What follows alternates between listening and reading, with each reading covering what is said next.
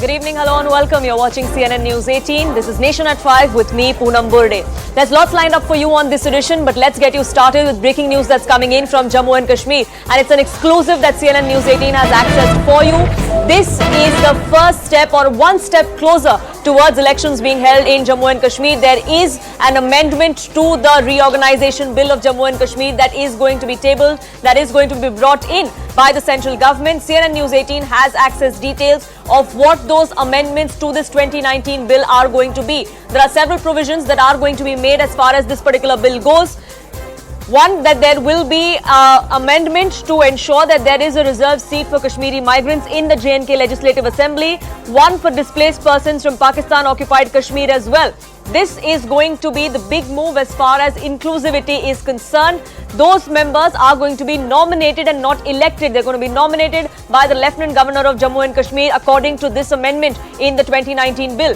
Tejinder, my colleague, getting us more details. Tejinder, we've accessed the amendment that the centre plans to bring in. This is a 2019 bill, but now amendments are being made to ensure that there's more inclusivity, that political rights of many others in Jammu and Kashmir are also looked into. Yes, you see, for past 70 years, these communities, especially the Kashmiri Pandits, the residents of Pakistan-occupied Kashmir who had migrated to Jammu and Kashmir post the division of the country, now finally they will get their rights. Those people who have been questioning what changed after the abrogation of Article 370, this is what has changed, as the people who were ignored earlier, they will get their dues now.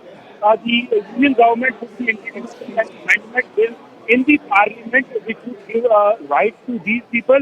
As per the details which News 18 has accessed, the Kashmiri Pandit community in Jammu and Kashmir, they will get 2 seats in the Legislative Assembly, which include 1 for a woman.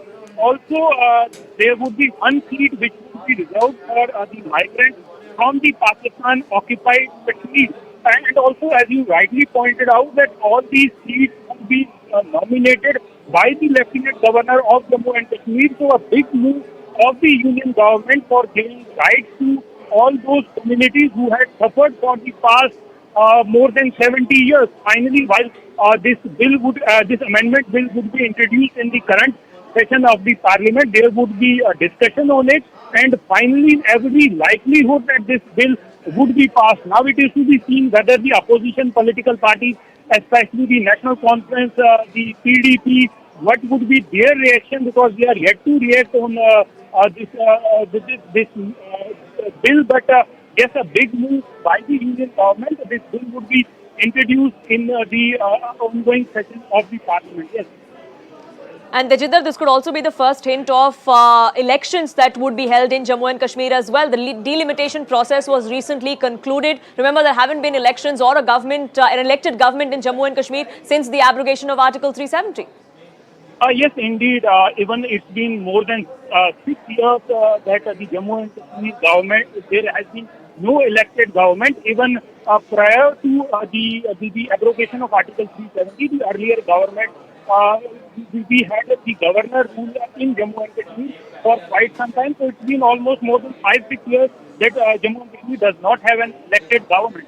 But now that this bill would be introduced in the parliament, so clearly it also hints toward the fact that the government of India is willing to hold assembly elections in the union territory of Jammu and Kashmir, which has been long overdue. But yes, this bill is passed. This amendment bill, if passed, would pave the way for those marginalized community, especially the Pakistan POK residents and also the Kashmiri Pandit community that was forced to leave Kashmir Valley. Kashmiri Pandits who were forced to leave Kashmir 30 years ago. But since then, they have been struggling, they have been fighting for their rights. But now the Union government deciding that 2 seats, one for a male member and one for a female member from the Kashmiri Pandit community, and then 1 seat would be reserved for the residents of Pakistan-occupied Kashmir who have been living in the Union territory of Jammu and Kashmir for more than 70 years. So though the POK residents, they were demanding that 5 seats should be unfreezed for them, because there are at least 24 seats that have been kept frozen for the residents of POK since 1947. As the government of India has been saying that POK is legally belongs to to Jammu and Kashmir to India. So 24 seats have been left frozen for them. But now the government says that one seat in the current assembly after the delimitation, now one seat would be reserved for POK residents and two for Kashmiri Pandits. So this is a big move of the union government when once this bill is passed and the assembly elections are held, the Lieutenant Governor of Jammu and Kashmir would have this power to nominate Yes. three members, two from the Kashmiri Pandit community and one from the POK refugees. Yes. Yeah, sorry to interrupt you there, Tejinder. I'll come back to you, but PDP's Firdaus Tak now joining us here on this broadcast. So thank you so much for speaking with us here on CNN News 18. Your first response to these amendments that the centre wants to bring in for more inclusivity as far as Jammu and Kashmir goes. There will be reserved place for Kashmiri Pandits for those who've been rehabilitated from POK as well. Well, I think we will have to first see the bill, which has to be which I understand is yet to be tabled before the Parliament. From the media report, what we are right now getting from the media report is that Union government is intending to have some seats reserved in the state assembly, and also there are chances that the existing number of the seats are being enhanced.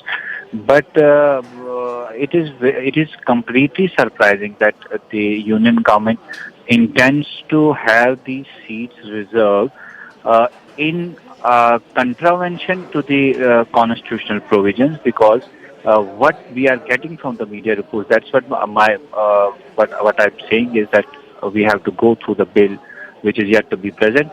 But from the media report, what we are getting is that these seats are to be nominated by the Lieutenant Governor. So this provision is completely alien to the constitutional provision, the constitution of the country. So let's wait and see what provision is being brought before the Parliament. So, Mr. Tak, you're saying that the only issue is that they're not going to be elected representatives, but they're going to be nominated representatives. But as long as there are reserved seats for them, then that is not an issue? Well, see, nobody is against the reservation to these communities. But this is surprising that there were seats reserved for two women legislators in the state assembly prior to the abolition of Article 370, but the prerogative of nominating the women representatives to the parliament was with the state government, and this provision is also in rest of the states in the country. But I think Jammu and Kashmir would be the only union territory where the right to appoint or to nominate these reserved seats is going to be vested to the Lieutenant Governor, which is in contravention to the already existing provisions of the Constitution.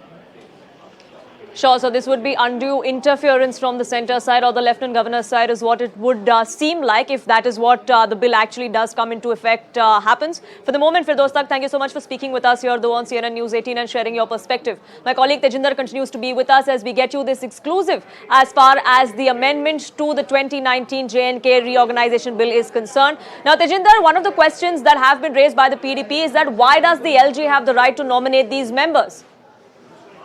You see, earlier also when Jammu and Kashmir used to be a state, there was the provision that the members to the Legislative Assembly would be nominated by the then governor on the recommendation of the Chief Minister. Now that we don't have a Chief Minister in the state and all those powers are vested with the current Lieutenant Governor, so clearly the nomination has to be done by the Lieutenant Governor, and also as per the demand of the Kashmiri Pandits and the displaced Pakistan occupied Kashmir refugees, that those people who don't have any political affiliation, who don't belong to any political party, but they are actually the representatives of these displaced communities, they should be nominated. So when the Lieutenant Governor of Jammu and Kashmir would be nominating either the member from the Kashmiri Pandit community or from the POK refugees, then it would clearly mean that these nominees, they will not have any political affiliation, and people who are actual